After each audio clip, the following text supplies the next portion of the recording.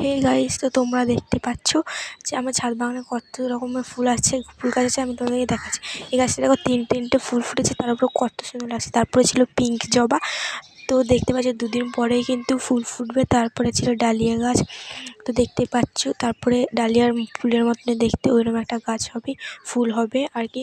তারপরে ছিল লাল গাঁদা, এটা কিন্তু খুব একটা ভালোভাবে বাড়তে পারছে না। ফুল কী দিলে ভালো ফুল হবে আমাকে কমেন্ট করে জানিও। তো দেখতেই পাচ্ছি ছোটো ছোটো ফুল হয়েছে। তার উপরে ছিল এই গাছটাকে দেখো কতটা সুন্দর লাগছে। এই গাছটার নাম আমি ভুলে গেছি, তোমরা জানলে আমাকে কমেন্ট করে জানিও। তো তারপরে ছিল এই এখন নীলকণ্ঠ গাছ, কত সুন্দর লাগছে বলো তো। তারপর ছিল এই গাঁদাটা, এই গাঁদাটার কালারটা না আমি ভুলে গেছি।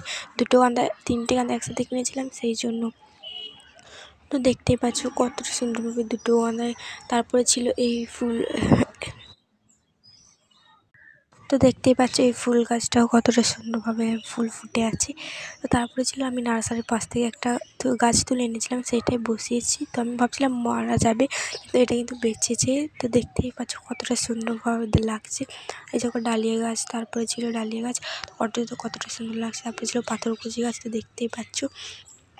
তো এই দেখো আমাদের এটা কিন্তু শিউলি গাছ, এটা আমি একটা মানে ছাদে লাগাইনি, এটা কিন্তু আমাদের বাড়িতেই আছে। তো দেখতেই পাচ্ছ। তারপর ছিল এই দেখো তিনটে গাছ, একটা ছিল কর্তুলিকা, আর একটা গোলাপি কচু গাছ, আর একটা ছিল রেমলিলি। তো আজকের জন্য পরে দেখা হবে নেক্সট মিনি ব্লগে।